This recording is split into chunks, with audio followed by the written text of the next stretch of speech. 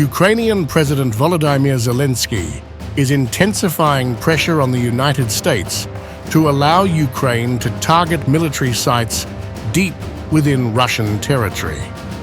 This push comes after his top representatives held high-level discussions with senior US officials in Washington on Saturday. Since 2022, Washington has provided Ukraine with over $50 billion in military aid, primarily intended for defensive operations on Ukrainian soil. However, the Biden administration has mostly restricted the use of US-supplied weapons to avoid direct confrontations that could escalate the conflict. Zelenskyy, addressing the recent uptick in Russian airstrikes, pointed to guided aerial bombs that killed 6 people and injured 97 others in Kharkiv on Friday, with further attacks reported on Saturday. He said Ukraine needs both permission and missiles. Clearing the Ukrainian skies of Russian-guided aerial bombs is a strong step to force Russia to seek an end to the war and a just peace.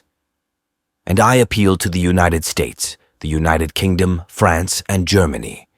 We need the abilities to really and fully protect Ukraine and Ukrainians. We require both permissions for long-range use and your long-range shells and missiles. Vital decisions, exactly the ones that can influence events in the right way, cannot be postponed. Ukrainian Defense Minister Rustem Umerov, who led the delegation to Washington, reinforced Zelenskyy's call. In an interview with CNN, Umerov revealed that Ukraine had demonstrated how Russian airfields are within range of potential strikes. Umerov said, "We have explained what kind of capabilities we need to protect the citizens against the Russian terror that Russians are causing us, so I hope we were heard." Zelenskyy is expected to reiterate his plea for expanded military support when he meets President Joe Biden next month, coinciding with his address at the United Nations General Assembly in New York. During this visit, Zelenskyy plans to present a comprehensive plan for Ukraine's victory as Biden approaches the end of his term in office. Recently, Ukrainian demands for permission to strike targets inside Russia has gained momentum from some powerheads in the West also. Recently, EU Foreign Policy Chief Josep Borrell said, before EU foreign ministers' meeting, that Kyiv should be given permission. The weaponry that we are providing to Ukraine has to have full use, and the restrictions has to be lifted in order for the Ukrainians to be able to target the places where Russia is bombing them. Otherwise, this weaponry is useless. His economy minister, Yulia Sviridenko, who led Kyiv's delegation alongside Umerov, provided updates on efforts to restore Ukraine's battered energy infrastructure.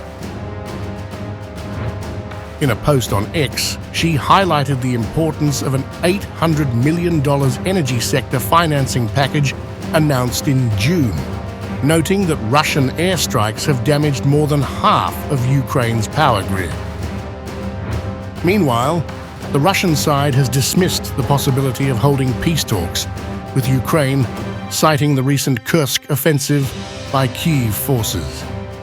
Dmitry Polyansky, chargé d'affaires of the Russian Federation, also blamed Ukraine for bringing US-led NATO into direct confrontation with Russia.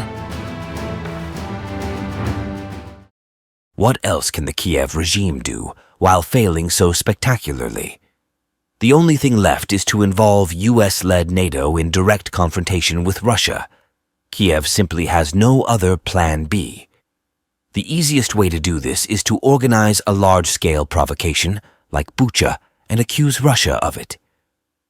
In this connection, we recently warned of a provocation with a so-called dirty nuclear bomb being prepared by the Kyiv regime. Russia has now started labeling Ukraine as a West suitcase without a handle, saying that Kyiv would have stopped fighting a long time ago if there were no West's weapons involved. As regards the Kyiv regime itself, after failing its much-hyped 2023 counteroffensive, it has exhausted its arsenals and is now fully dependent on Western handouts.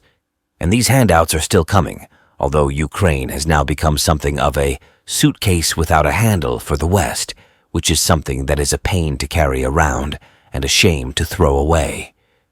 And here we come to the main conclusion. But for Western arms supplies, Ukraine would have stopped fighting long ago. As the war drags on and the stakes rise, Kyiv's call for more robust and far-reaching military support from its Western allies appears to be reaching a critical juncture. Whether the US will adjust its current stance remains to be seen, but the pressure from Zelenskyy is unmistakable.